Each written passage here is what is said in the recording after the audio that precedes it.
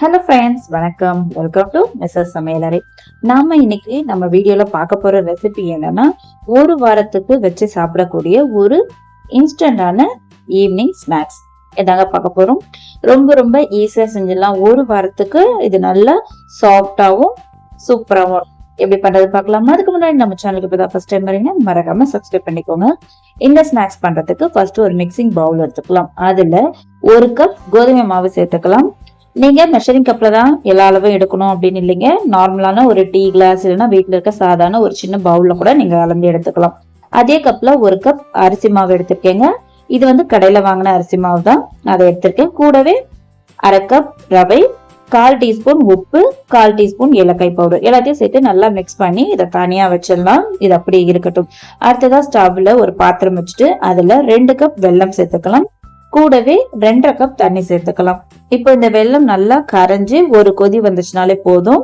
பாகுபதம் எல்லாம் எதுவும் தேவையில்லை. இதுல இருக்க டஸ்ட் எல்லாம் ரிமூவ் பண்றதுக்காக மட்டும்தான் இந்த ப்ராசஸ் பண்றோம். இப்போ இது கொதிச்சு வரட்டும். இப்போ இந்த வெல்லம் நல்லாவே கரைஞ்சு கொதிக்க ஆரம்பிச்சிடுச்சு. இப்ப இதை இறக்கிட்டு அடுத்ததா ஸ்டவ்ல ஒரு அடி கனமான கடாய் வச்சுக்கலாம்.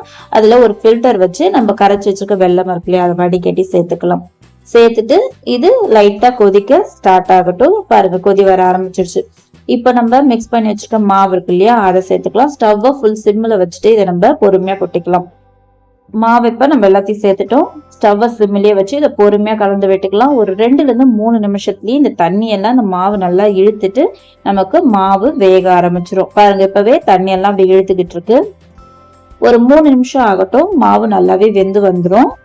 இப்போ கைவிடாம நம்ம கலந்து கொடுத்துக்கிட்டே இருக்கணும். கொஞ்ச நேரத்திலேயே நல்லா இந்த மாவு உருண்டு திரண்டு வர ஆரம்பிச்சிடும். பாருங்க, நல்லாவே திக்காயிடுச்சு. உங்களுக்கு பார்க்கும் போதே தெரியும். இப்ப நம்ம மாவு ரெடி ஆயிடுச்சான்னு பாக்கிறதுக்கு கையை நினைச்சிட்டு இப்படி தொட்டு பார்க்கலாம். தொட்டு பார்த்தா கையில மாவு ஒட்டாம இருக்கணும். அவ்வளவுதாங்க, மாவு வெந்துருச்சு. இப்ப ஸ்டவ் ஆஃப் பண்ணிட்டு நம்ம இதை அப்படியே மூடி வச்சிடலாம். ஒரு 10 ல இருந்து 15 நிமிஷம் இது நல்லா ஆறி வரட்டும்.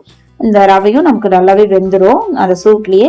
இப்போ ஒரு அகலமான பாத்திரத்துல 1 டேபிள் ஸ்பூன் நெய் எடுத்துட்டு அதுல கொஞ்சமா நம்ம இதுல சேர்த்துக்கலாம். சேர்த்துட்டு அடியில ஒட்டாம இருக்கிறதுக்காக தான் நம்ம இப்படி சேர்க்கிறோம். ஏன்னா நம்ம கோதுமை மாவு சேர்த்துக்கனால இது ஒட்ட ஆரம்பிச்சிடும். இப்ப நம்ம ரெடி பண்ணி வச்சுக்க மாவு இருக்கு இல்லையா, அதை நம்ம இதுல சேர்த்துடலாம். சேர்த்துட்டு நம்ம 1 டேபிள் ஸ்பூன் நெய் எடுத்தோம் இல்லையா, அதுல பாதி நெய் இருக்கு. இப்ப அதை இது கூட சேர்த்துக்கலாம். சேர்த்துட்டு நல்லா ஒரு சப்பாத்தி மாவு பதத்துக்கு நல்லா சாஃப்டா நம்ம பிசைஞ்சுக்கலாம். ஒரு 5 ல இருந்து ஒரு 7 நிமிஷத்துக்கு நல்லா அந்த மாதிரி அழுத்தம் கொடுத்து பிசைச்சுக்கோங்க. கையில மாவு ஒட்டுற மாதிரி இருந்தா கொஞ்சம் நெய்யோ இல்ல எண்ணெயோ தடவி தடவி நல்லா பிசைஞ்சுக்கலாம். பாருங்க, நல்லா சாஃப்டாவே வந்துடுச்சு. இப்ப கையில கொஞ்சமா நெய் தடவிட்டு சின்ன சின்ன உருண்டைகளா எடுத்துக்கலாம். சின்ன சின்ன உருண்டைகளா எடுத்து நம்ம வடைலாம் தட்டுவோம் பார்த்தீங்களா, மசால் வடை, அந்த மாதிரி சின்ன உருண்டையை எடுத்து இந்த உள்ள கையில வச்சு இப்படி தட்டிக்கலாம். லைட்டா அதை சமனும் படுத்திக்கலாம். இதே மாதிரி இருக்க எல்லா மாவுலையும் நம்ம ரெடி பண்ணி எடுத்துக்கலாம். நம்ம ரொம்ப பெருசா தட்டணும் அப்படின்னு இல்லைங்க. இந்த மாதிரி சின்ன சின்னதாவே தட்டினாலே கரெக்டா இருக்கும். இப்போ நான் எல்லாத்தையும் தட்டி ரெடியா வச்சிருக்கேன். அடுத்ததா கடாயில எண்ணெய் நல்லா சூடு பண்ணி வச்சிருக்கேன். இப்ப ஸ்டவ் சிம்ல வச்சுட்டு இந்த கடாய்க்கு எத்தனை பிடிக்குதோ அத்தனை சேர்த்துக்கலாம். நான் ஒரு 5 பீஸ் தான் போட்டிருக்கேன். போட்டுட்டு ஒரு 30 செகண்டுக்கு அப்புறம் ஒரு ஸ்போக் ஸ்பூனை வச்சு இந்த மாதிரி லைட்டா தூக்கி விடணும். இல்லைன்னா அடியில வந்து அப்படியே பிடிச்சிக்கும். ஒரு 30 செகண்டுக்கு அப்புறம் தூக்கி விட்டுட்டு அதுக்கப்புறமா மறுபடியும் இதை நம்ம திருப்பி போட்டுக்கலாம்.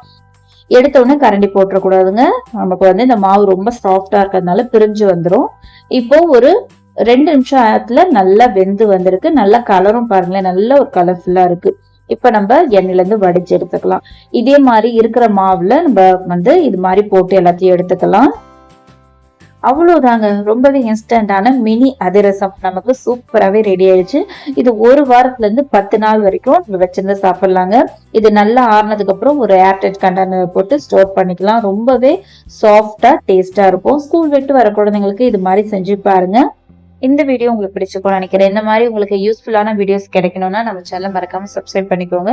கூடவே லைக் பண்ணுங்க, ஷேர் பண்ணுங்க, கமெண்ட் பண்ணுங்க. தேங்க்ஸ் ஃபார் வாட்சிங்.